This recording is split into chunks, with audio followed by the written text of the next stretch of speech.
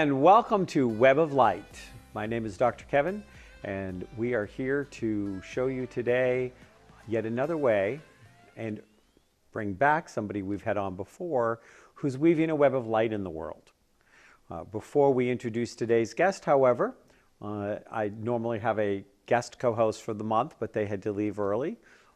So you just get me and the Big Jim T, for the whole show today.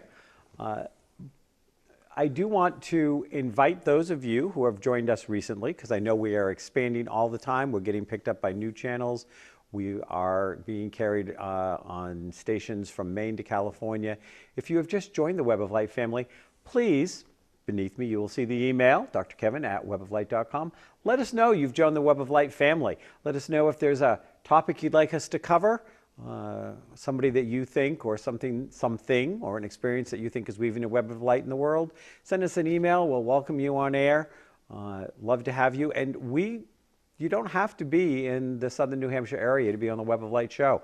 We can Skype guests in and are always looking to share a little more light in the world. The world, you know, the question has always been, is the world becoming a darker place, or has it been intensified by the media? Because we have these 24-hour nonstop news cycles, because we have what once upon a time oftentimes would have been called yellow journalism. There's a throwback term some of you may have actually never heard of. But it's for the kind of journalism that stretches to the truth to the point that it's just simply a lie. It's an inferred lie.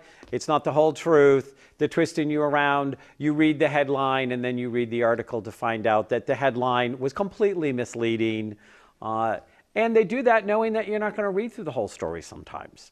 That you may not get to the point where that it wasn't actually what was being said. I've seen that happen. It happens not only in the media, now it happens in social media. I see people create memes where they'll put somebody's face on it, but if you read through the whole thing that they said, that person actually didn't say that, but it's something they would have said by somebody who knew them. But that's what they're thinking. Well, we don't know what they're thinking, and we don't know what's going on. So is the world a darker place? And are our children at more risk than they've ever been, or are we just having more of those risks put in our face? Are we being made more aware of the risks, but not having them increased? A couple of years ago, for one of my radio shows, I did a research and said there are actually, percentage-wise, no more children being kidnapped than there were 100 years ago. But you didn't hear about a kid in California getting kidnapped if you lived in New Hampshire. And today, if it happens, you hear about it. In fact, you hear about it so many times that you think that 10 kids were kidnapped instead of 1. The bottom line is, whether it's getting worse or better, it's never okay. It was not okay for these 13 kids that were discovered chained in a basement or tied up or,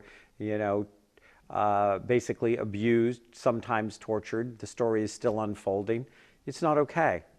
Parents worry, and yet are they costing children part of their childhood? Back when I was a kid, you went out at the beginning of the day and you stayed out till sunset. You weren't expected to come home except for maybe for lunch.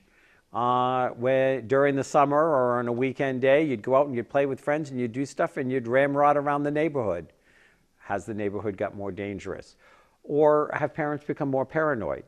And at what cost? Again, is it costing children part of their childhood? Is it healthier for a child to be forced to be inside so they have no choice but to be on the computer all the time?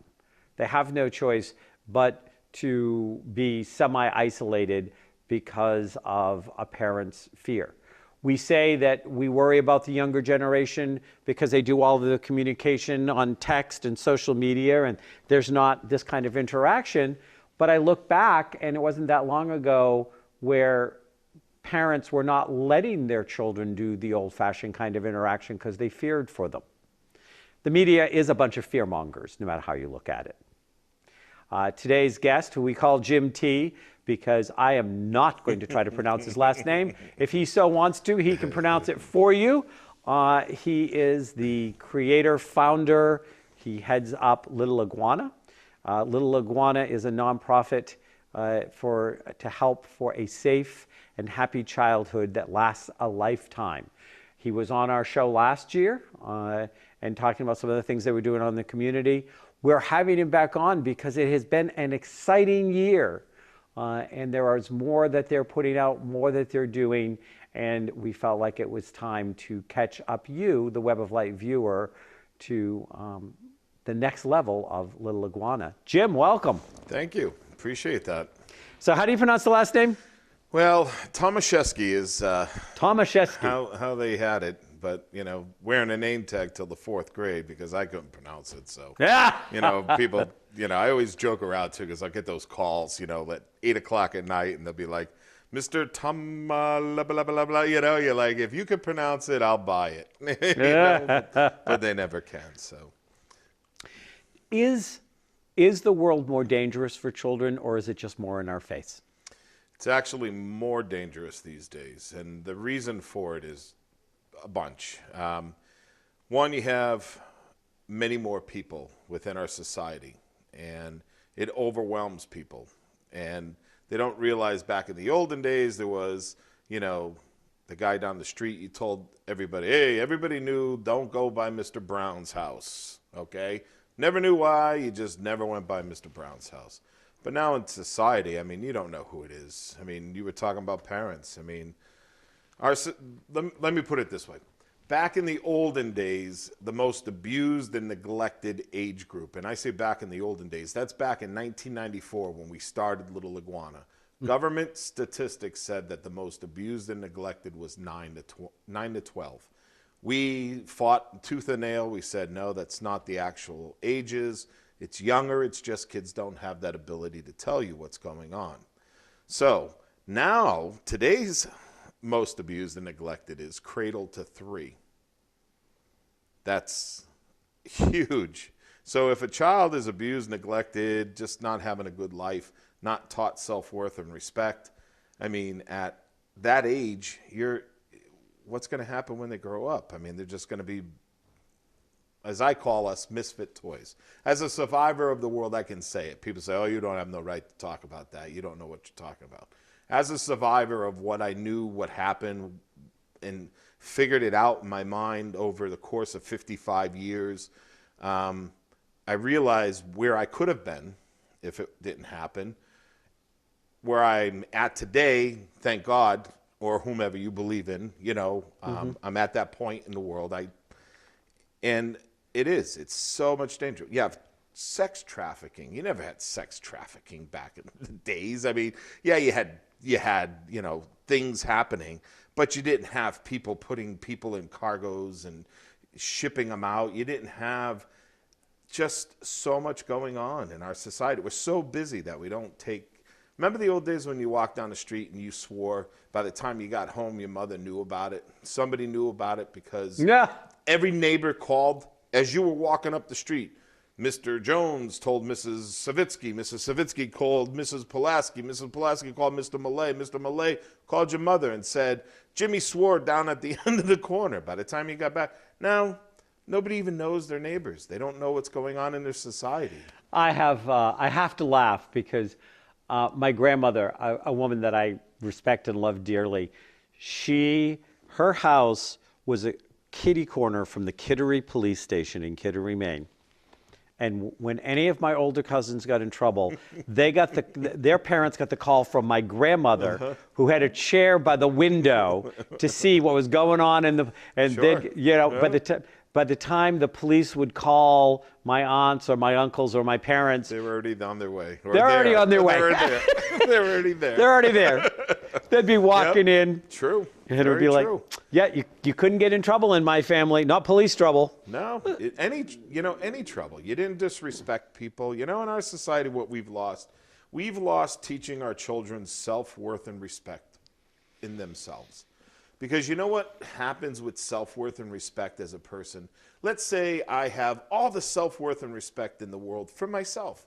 You come to me, hey, Jim, let's go do some drugs back there. Let's go do this over there. Let's go do that. I look at you and I go, what are you talking about? I can't do that. I'm sorry. That's just beneath me. And then you go, oh, what are you, a baby? Oh, blah, blah, blah, like kids do. And you look at them and go, you know what? I really don't have time for this in my life because that's just not what is supposed to happen. What our world is, we have children. Unfortunately, we have children for different reasons. One, because you love them so much you can't wait to have them, right? That's the one you're picking out colors and shapes and everything. The second one is it's a monetary gain for you, okay? Or it's, Betty has kids, why can't you? Or grandma, I wish I was a grandma, so somebody has them out of pressure. You never should have kids unless you're ready for it. Unless you're stable, unless you're financially, emotionally, just able to give of all yourself. You know what a definition of a parent, a great parent is someone that wants their kids to be better than they are, and you do everything in the world to help them. You don't baby them, coddle them to a point where they're not, but you want them to be better than you. We don't strive for that anymore in society. Well, one of the things that happens, and I do a lot of work with kids. Sure. I do a lot of work with the ADD and the ADHD kids, but I do a lot of work with kids in general and family and have through the years. And it's like, know the difference between enabling and empowering. Yes. And empowering and ignoring. Yes. Yes. And when you have that center place, first of all, it was such a negatively impacting shift when kids weren't allowed to fail. They've got to fail. Sure. They've got to fail, so you teach them how to stand up and brush off their... Sure. Everybody doesn't need a trophy. Yeah. Everybody doesn't need a medal. Why would I want to be the best I can be if everybody's going to be equal to me and I'm trying to achieve more and striving for more? You can't do that. You're right. It just... Yeah, and do you find... and I want to, and we definitely want to get to the exciting things. Lil Iguana's coming, but I love having these conversations with you, and I think they're much needed conversations. Oh gosh, yeah, yes. I look at it in my work and things like this, that as we are now having second and third generation latchkey kids, single parent homes, that you're having parents that don't know how to parent. No. Because they were never taught. They were never taught. They never saw it. And it's not common sense. Contrary to everybody, oh, it's common sense. Look, if common sense was just common sense and we learned it, we're learned animals. We learn everything. That's why you have to feed your kids 100 times before they get it. That's why you got to wipe their butts before 1,000,000 times before they get it. If it was common sense, kid would walk out of a womb, they would start feeding themselves, they would be doing. Common sense is baloney, okay? Common sense is what you've learned over the course of your life, and you kept it into your common sense core, and you understood it. You need to teach them. You need to focus on it. You need to go over it. The old days, you'd go home, you had to do your homework, you learned, you had to do your chores, you were part of society. You were taught society type things, how to function in society. Now, we don't teach that. We don't teach any of that. Kids get home, I'm bringing them to the babysitter, I'm doing, you know right from wrong. Doc, you know right from wrong by age 5 to 8. That's why your grandmothers used to say to you, like my grandmother, my baba, my Gigi, okay? They'd say to me, you don't hang around with that guy. He's bad news. He's going to be bad news when he grows up. He's going to be worse news when he grows up. They didn't use those words, but they used other colorful words, And they said things to me that you knew that you should not hang out with them because they were just going to grow up to be bigger, badder, stronger of that person unless somebody taught them. We don't teach anything to our children. There's nothing that we, focus and teach our children. Hold the door. Look behind you. See Mrs. Jones. Like when I was a kid, Mrs. Jones was carrying groceries into her house, and I didn't get out of my chair and go across the street and help Mrs. Jones carry those groceries into her house without asking for money, without asking for anything, just doing it because that's what somebody did, a man did, a person did in society. Boy, I would not, I would be yelled at but beyond that, you know? Yeah. We don't teach that. We need to. There's a lot of things, and things get so twisted into agendas today. Correct. So if you reach a door, no matter who's behind you, you hold the door open for them. Absolutely. It's not a gender 100%. thing. No. And it's not color, shape, size, No. anything. You hold it because they're a human being. And if you see somebody who is older and struggling, you help them. Take time out of your day to help them. The 2.7 minutes that it's going to take you, what'd you have to do that was more important? Yeah. So this is not, and this is not communicated oftentimes, but it's also, I mean, we're seeing it evidenced in our society. We see how it goes out and the ways that it comes back, because it comes back. Correct. Worse. Yes, we get this buildup. Now, I know that one of the things that I fell victim to in my childhood was you don't talk about it. No. If things are going on, you don't talk about it. No, that's not happening. You got to keep it in the closet. You got to, you know, the olden days, you know, I joke now because I can, you know, you're abused by a priest, you go home, tell your parents they beat you because that was blasphemy. You know, you're like, where do you win? Where do you win? Where's your safe haven?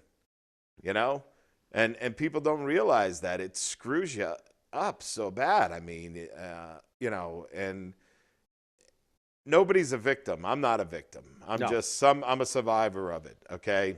You know, and I'm not a me too. I'm not this, that, or the other thing. You know, I'm just a human being who survived. That's it.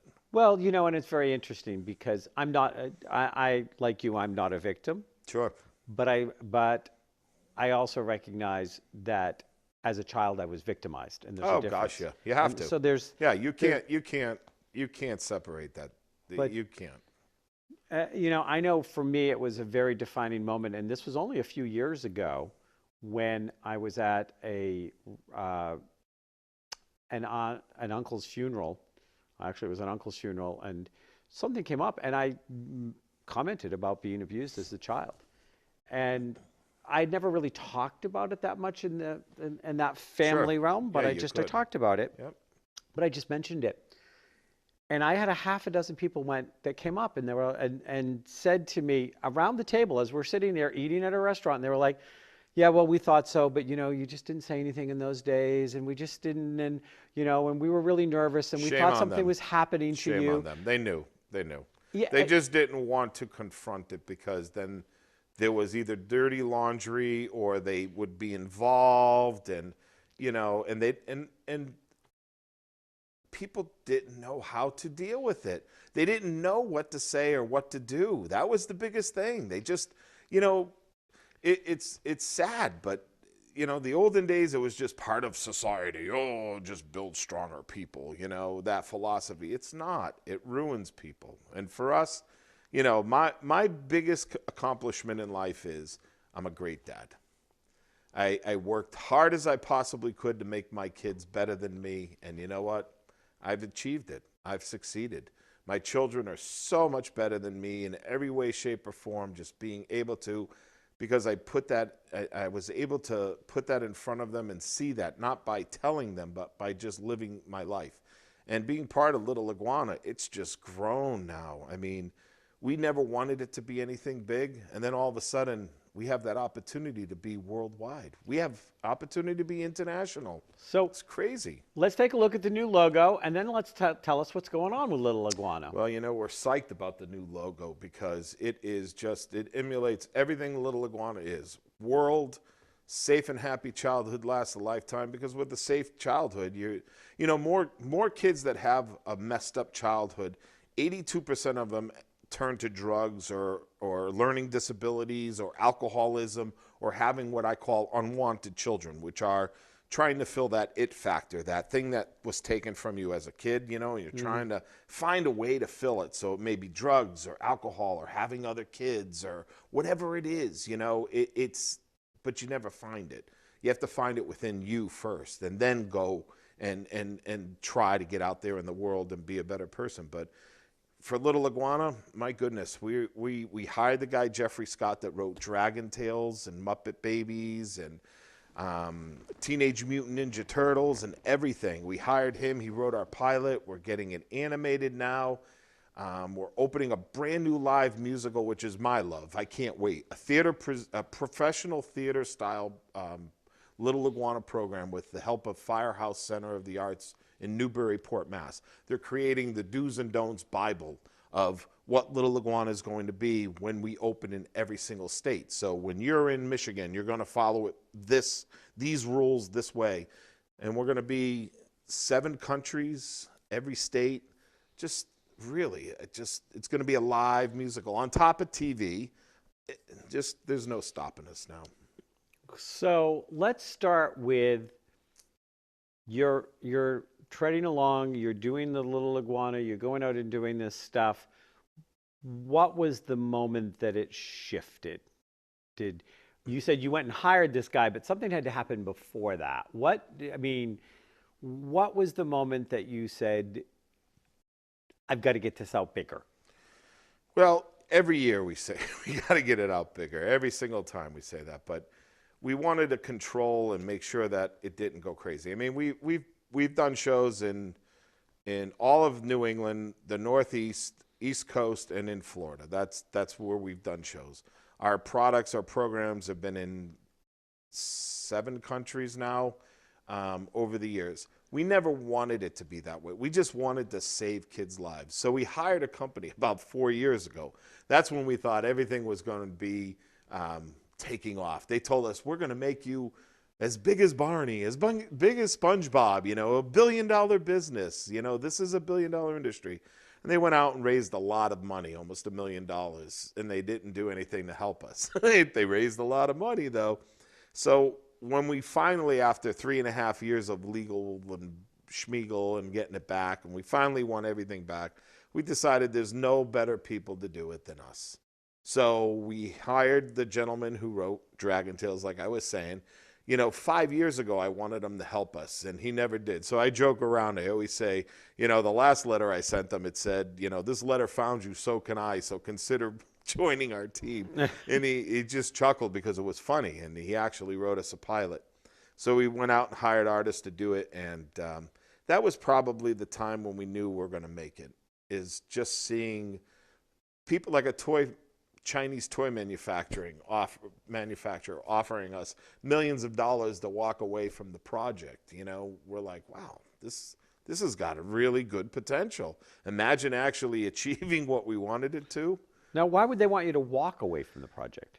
Because they take the brand and they sell it on everything. I mean, there's 45,000 different items in the United States, or in the world, well, really the United States, that the logo can fit onto, and when I mean by fit onto it, like not size wise, but it's bed sheets or it's posters. It's appropriate. Yes, it's appropriate, and branding, appropriate branding. 45,000 plus items. So they tried to buy it from you, not have you walk away. When you said walk away from you, I was like, walk away is to buy it and to be done with it. Okay. So that they can make T-shirts and whatever. So tell me a little bit about this pilot. There's the pilot and then there's the musical. Yes, 2 different items. Okay, so let's start by talking a little bit about the pilot. Mm-hmm. And is this it's going to be a daily animated show. We're going to be doing 11-minute segments of the show where we could do, mix and match. So a regular show is 22 minutes on TV because you do the intro in, intro out, the commercial-ish. So you have that. Even with PBS, they do these other things these days. So you do 11-minute segments, you mash them together, so then you could switch them off so that you would have a new show all the time. We'll do 32 episodes, and then you just mix them around, and it's kind of like the Arthur theory where there's limited shows, limited amount of time. They put them together, and then they have a whole bunch.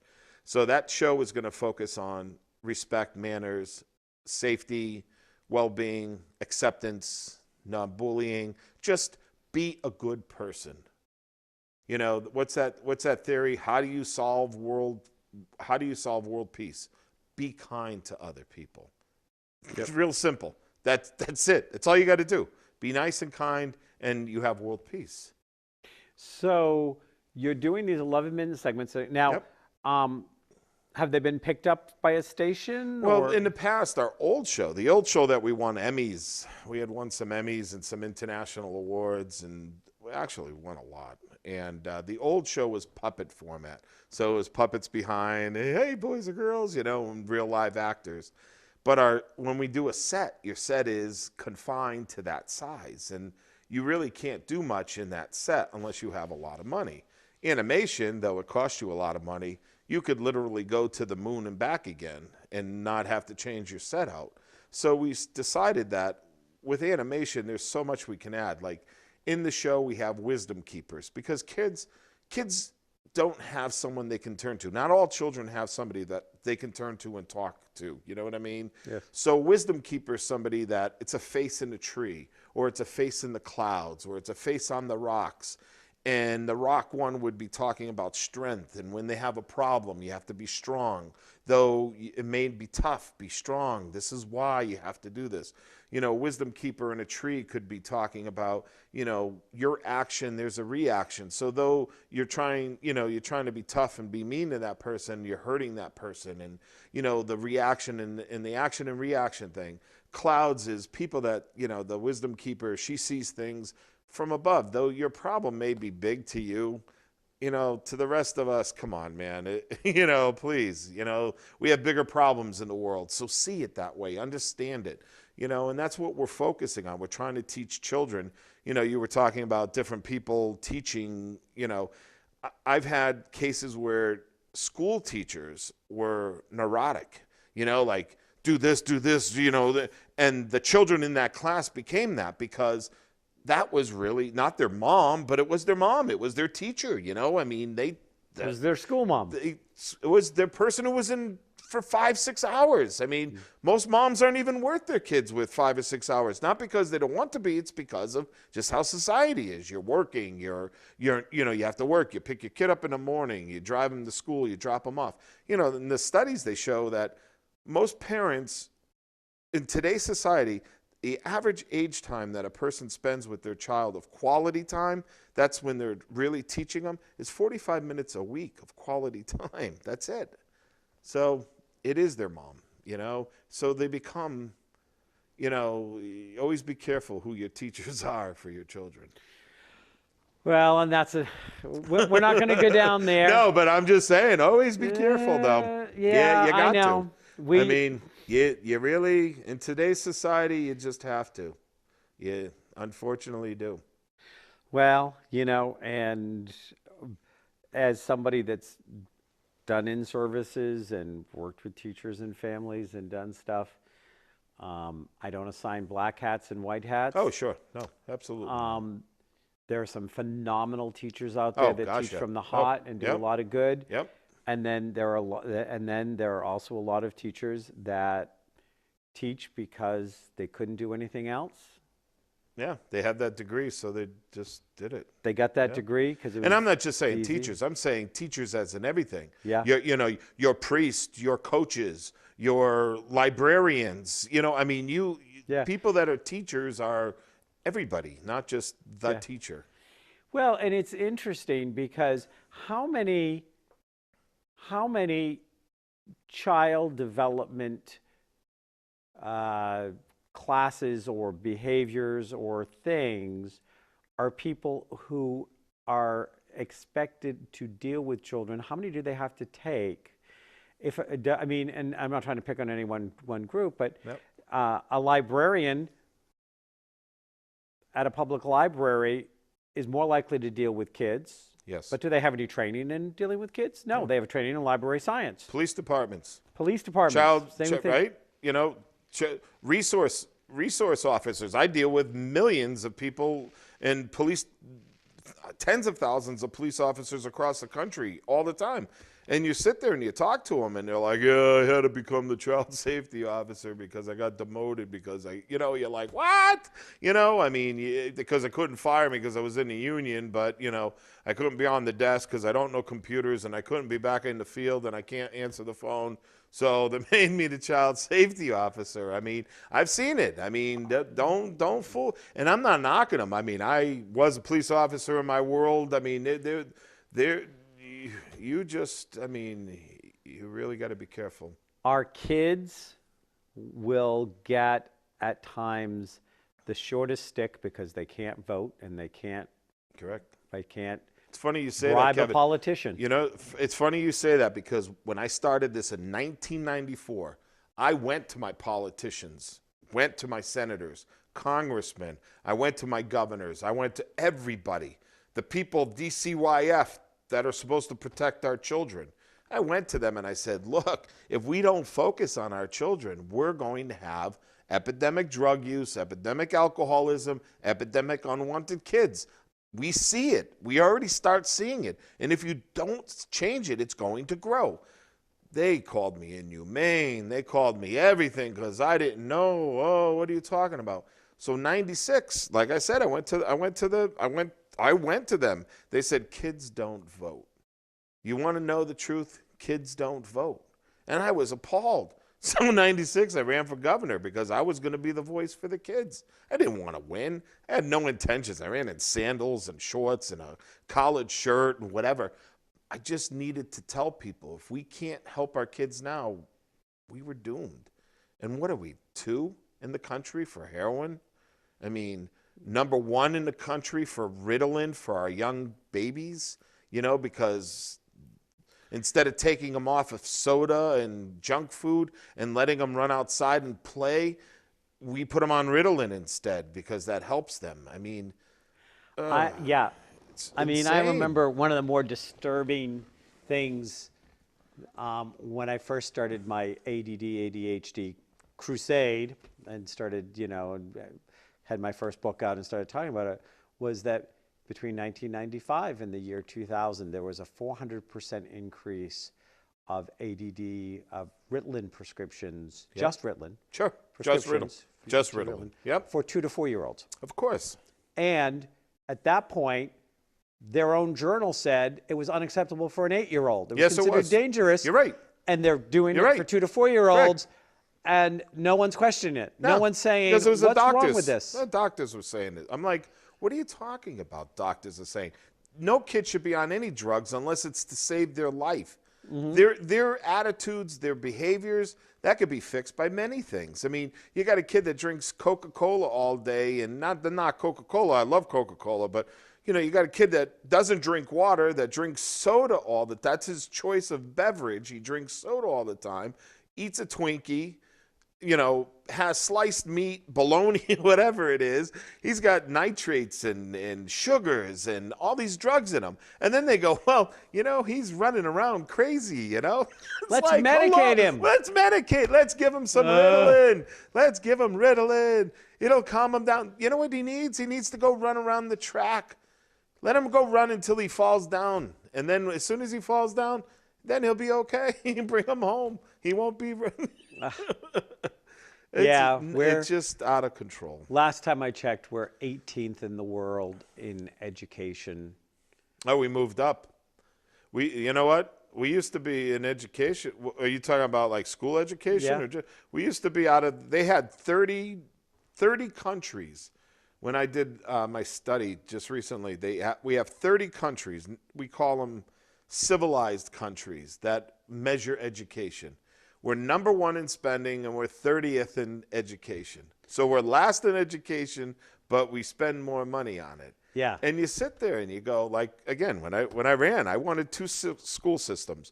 One was from 8th grade to senior year of high school. If you knew that you weren't going to go to college to be a doctor or a lawyer or whatever it is that you were going to go, you knew that you really hated school. We should create an entire school system that teaches you to be a professional plumber, electrician, car automotive, hairdresser, IT guy, coding for games, anything. Now, you teach them that. This is the first time you've ever said that to me. Yeah, well, in '96 I said it, but they told me that I was crazy, so I didn't want to say it no more. Well, I didn't hear you in '96 saying the reason why I just said that was I should send you a copy of the radio show I did last week, because I was talking about the knockdown drag-out fight I got in years ago when I said 8th grade is the cutoff. Sure. Kids that don't, I mean, Yeah, it was slightly a little different, but it was, you and I were right on the same sheet of music. And I was saying it and was being told I was crazy 20 years ago as well. Yeah, I would, yeah. And I'm like, you know, don't force some kid that doesn't want to learn. Yeah. And teach them the basics to get by. And at 14 or 15, if they go, yeah, I don't want to go to school, great, we're going to get you a job at the local fast food restaurant. Do that for a year, see what it'd like to take to make your money, things like that. Sure. In a year, we'll check in. If you think you might want to have education at that point, you'll still have an opportunity to. Yep. But if you don't want to be in school, I'm not going to make you. No, and I don't think you should. But I think what we should do is, you know, give them an alternative, because, you know, to a lot of kids, school stinks. I mean, let's be realistic, you know. I mean, if I went to college, why did I go to college? To play sports. That's what I went to college for. You know, I got criminal law psychology under my belt, but I really went to go play sports. The kids that were in the schools with me, I'm sitting next to them. I'm like, what are you here for? Oh, I don't know. Well, what do you want to be when you grow up? I don't know. I mean, I'm 55 years old. I still don't know what I want to be when I grow up. But you know what? I think what I should have done, though, is know a trade, so that when I'm done with school, immediately, as soon as I turn 18, 19, whatever it is, I'm working in the field that I went to school for, and I'm paying taxes. I'm not losing out anything. My society benefits from it, because, A, you're not paying for me to not be, you know what I mean, like giving me stuff, because I'm making my own money and being my own person. And then the kids that want to be doctors, lawyers, or go to school for sports or whatever it is, those are the kids that can go, you know, for that, and let them learn. Right now, we only teach college preparation. You know, I mean, come on. You know, I don't like 8th grade high school. How am I going to like college? What, you know, except for the girls and the party. I mean, whatever they talk about, you know. Well, and now they're threatening to shut down all the frat houses because there've been so many hazing deaths. Some of those crazy. I mean, I'm surprised I'm alive. But yeah, I mean, I was saying the same thing. The conversation came back up. I find it so funny because it came back up just this last week on my radio show because of the guest I had on, but it came up again, and I was like, yeah, send them to a trade school. Just part of like what you were saying. Send them to a trade school. Send them here. Give them stuff. Or show them the consequence of what it means to make it in the world. Yeah. Because if they don't experience it, we've created an artificial level of childhood since the 50s. Yeah. And we need to go back and say, what made our children that were born after World War II less able to function in the world than the ones before? Yes, the world has gotten more complicated. But we coddled too much. But we do things instead of the patience of, do this. Oh, forget it. I'll just do it for you.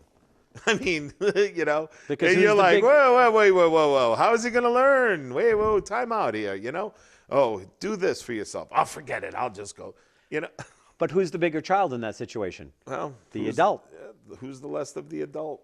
Yeah. And that's the person who gives in. And you know, I know parenting is the hardest job in the world, honestly.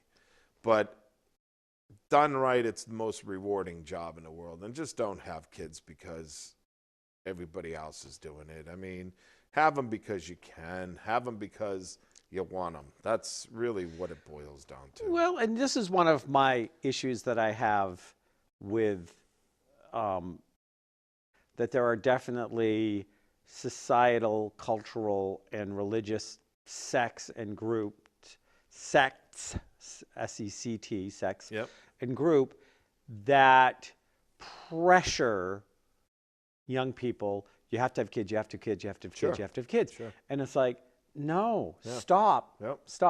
And, you know, and I have said to parents before, if you didn't want to raise children, why did you have one? Yeah. because you're Right. not raising that child. Yeah. You're not participating. You're not, Sure. You're off golfing when your kid is in the playoffs for a baseball game, but his golf tournament was a big tournament. What?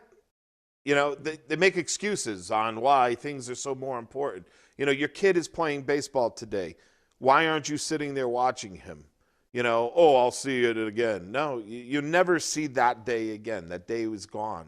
That hour is gone. We, like I say, they pressure people into it. They think, I always tell people, you think about having a kid, start off with a goldfish. Start off with one of those angel fishes. If you don't kill it in a week, move up to a kitty. If you don't kill that in a month, move up to a puppy. If that puppy's alive in a year, think about having a kid. But up until then, you know what? You'll understand what it is to have responsibility and do things prior to that.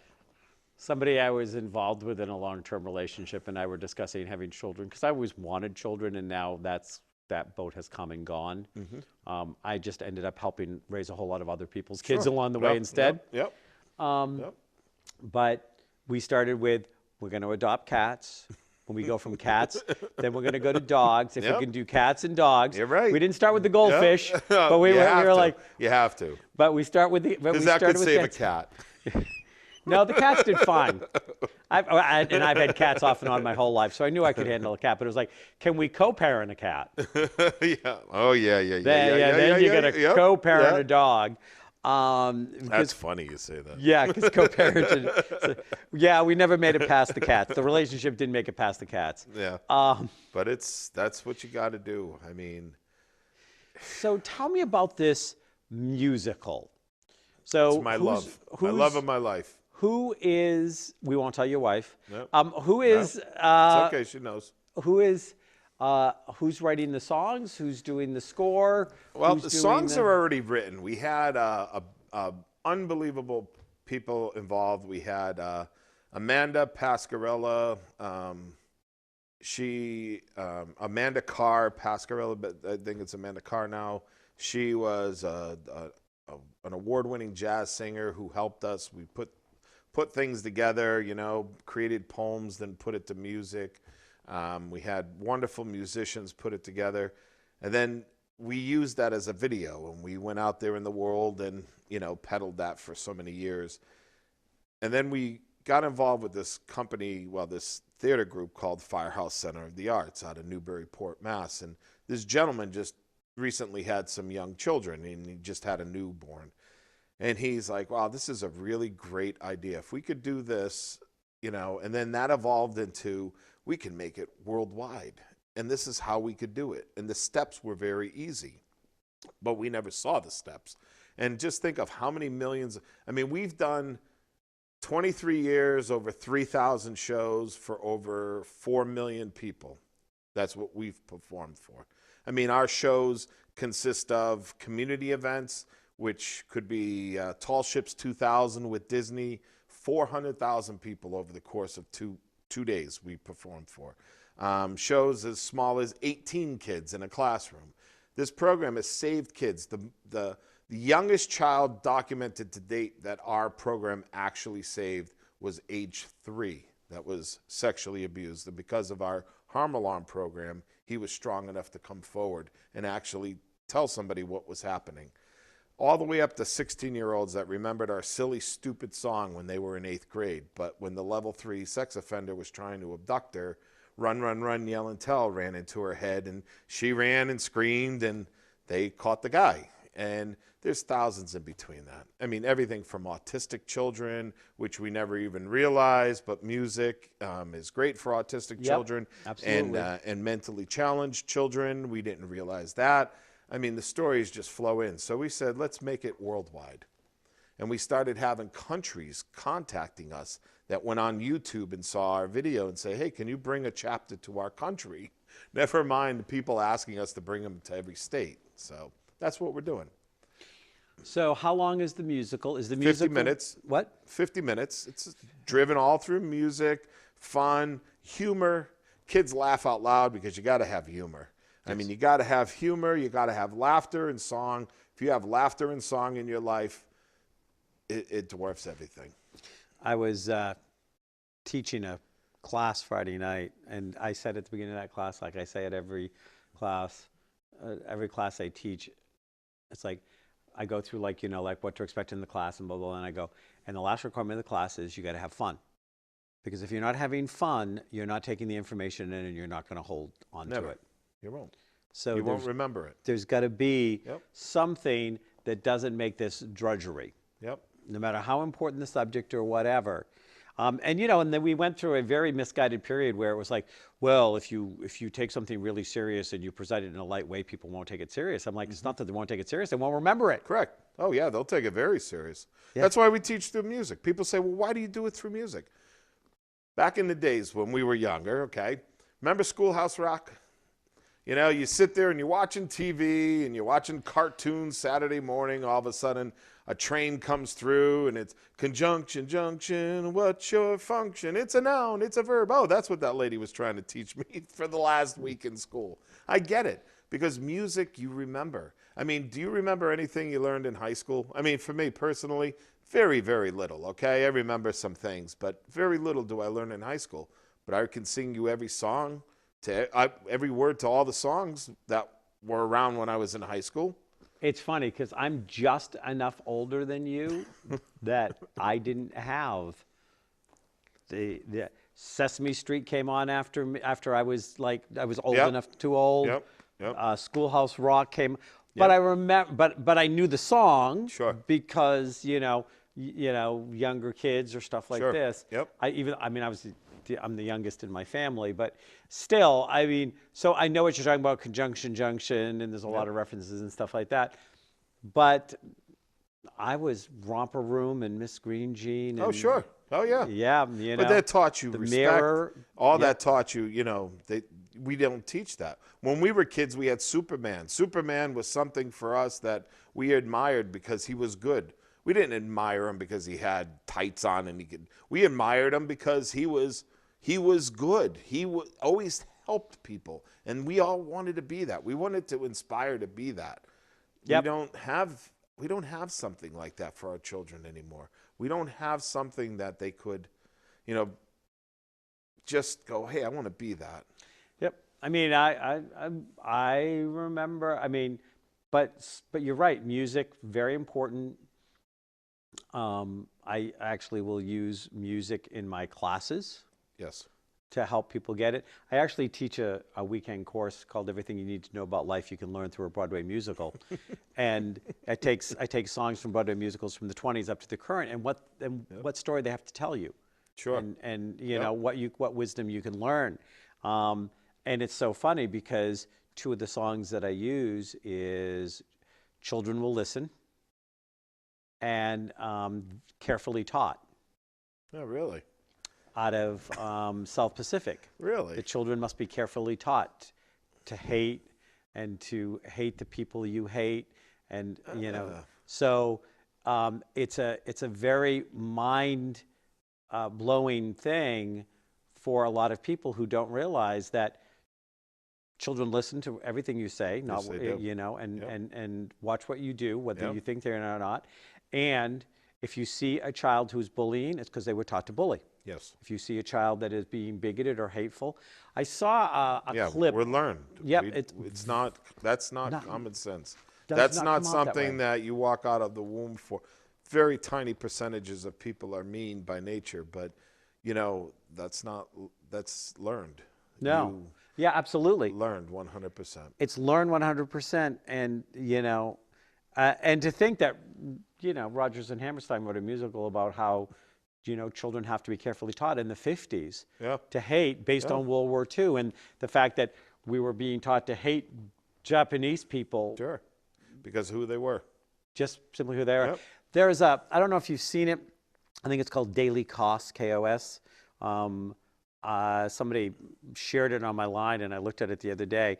And this guy does a thing, and he's a Palestine Arab living in Jerusalem, and he does Jews versus Arabs every day, and he is constantly talking about we're more alike than different. Yes, of course they are. But all the media wants us to do is hate each other and blah blah blah. Because that blah. makes money. Like Yeah. like you were saying in your opening, media doesn't. I mean, imagine having a 30-minute newscast about everything good.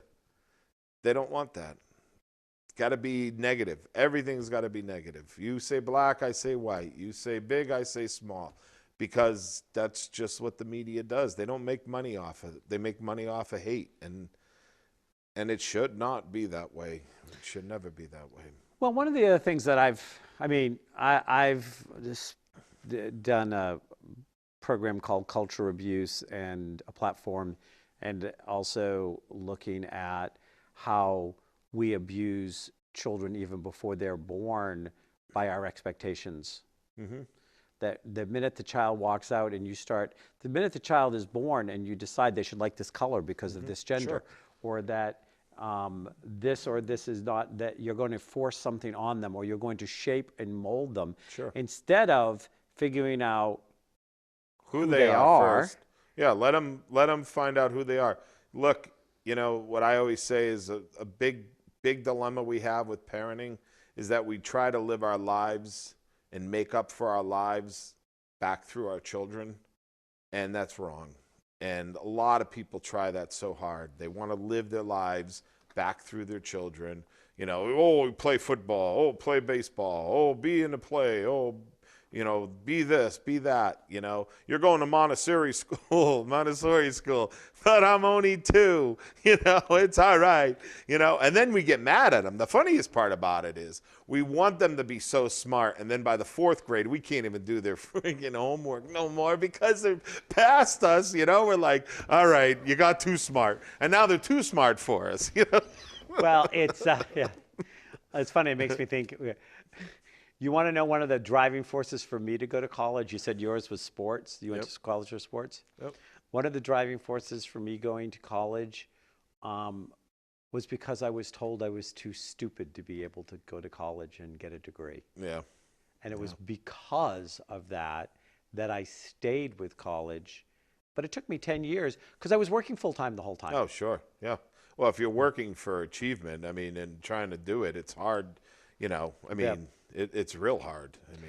But we pass on to kids without realizing it. We set up their triggers, their dilemmas, their fears, their anxieties.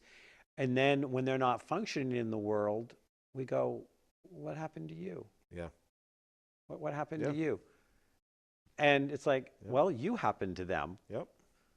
And, and I'll have parents that come to me who have adult children that are struggling with something, and they say, I don't know what to do with them. And I said, well, maybe you need to address your own struggles because they're still watching you. Sure. Yeah. You're still role modeling to them, whether they realize it or not. Yes. So maybe if you get your act together, maybe if you stop being judgmental or bigoted or hateful or closed-minded or whatever it is, maybe they will see there is a light at the end of the tunnel. And you got to focus at an early age for that. Like I was saying to you, your foundation in life is set by 5 to 8. You know right from wrong. Don't let anybody tell you that an 8-year-old doesn't know right from wrong. They know right from wrong. You just need to teach them this. You need to instill values and morality, in them at that age. Is there, and we're going to be coming down on the close of time here, so unfortunately it'll have to be a brief answer, but is there any way in which you would think of shifting a Lil Iguana message or presentation based on if you were going into a country that's in an active war zone that children are living through? Never thought of that. We were focused mainly on English-speaking countries to start, but we've been approached by other nationalities. And, today I can tell you I'm not sure because I think we're going to be everywhere because there's no boundaries for Lil Iguana. No economic, no religious, no ethnic. There's no boundaries. And that's why I think we're going to be the worldwide person. And we're looking for people to join us and be part of us and become partners into our endeavor and enjoy in the next worlds of Lil Iguana. We have so many people that help us and always looking for new people to help us. Well, I know that on several different occasions during this show that they've stuck up underneath you, the how to contact you, Sure. how to look Yep. into it. Yep.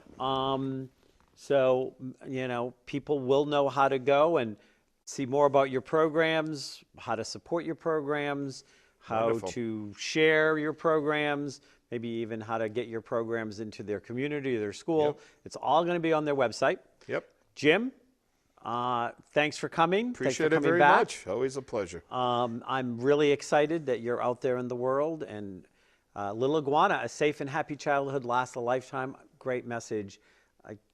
I can't say enough about it. In all of us lies a child. Sometimes we end up as an adult being childish or childlike. But in either case, it's still because we never actually stop fully becoming a child. We are a child of the universe. We are a child of humanity. We are a child of creation.